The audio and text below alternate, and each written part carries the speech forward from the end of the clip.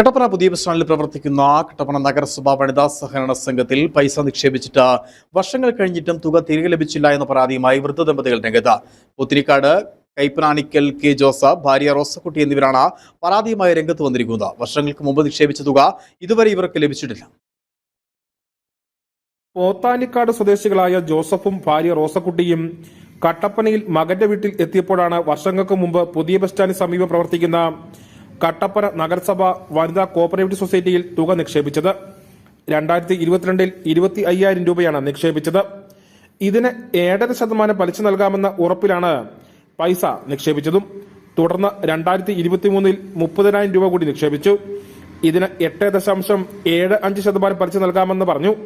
എന്നാൽ തുക നിക്ഷേപിച്ചതിനു ശേഷം പലിശ പോലും ലഭിച്ചിട്ടില്ല. നിലവിൽ വർഷങ്ങളായി നിക്ഷേപ തുകയെങ്കിലും തിരികെ നൽകണമെന്ന് ആവശ്യപ്പെട്ട് നാളുകളായി ഈ കോഓപ്പറേറ്റീവ് സൊസൈറ്റിയുടെ പടി കയറിയിറങ്ങുകയാണ് ഈ വൃദ്ധ ദമ്പതികൾ. 2022 കൊണ്ടുപോയി 25,000 രൂപ ഇട്ടു.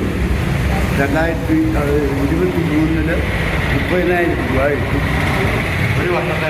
ഒരു വർഷത്തേക്കായിട്ടാണ് ഇട്ടിരുന്നത്.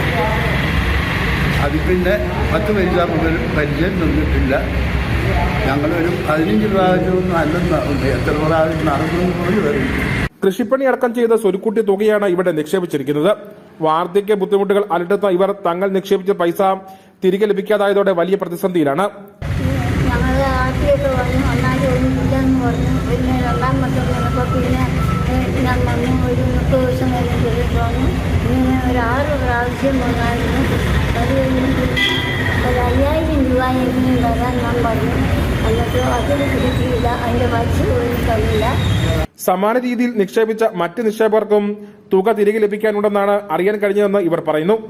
എന്താണ് ഇതിന് കാരണമെന്ന് ചോദിക്കുമ്പോൾ തങ്ങൾ പുറത്ത് ലോൺ കൊടുത്ത തുകകൾ തിരികെ ലഭിക്കാത്തതാണ് കാരണമെന്നാണ് ബന്ധപ്പെട്ടവർ പറയുന്നത്. നിലവിൽ 55,000 രൂപയോളം നിക്ഷേപ തുക ഇവർക്ക് ലഭിക്കാനുണ്ട്.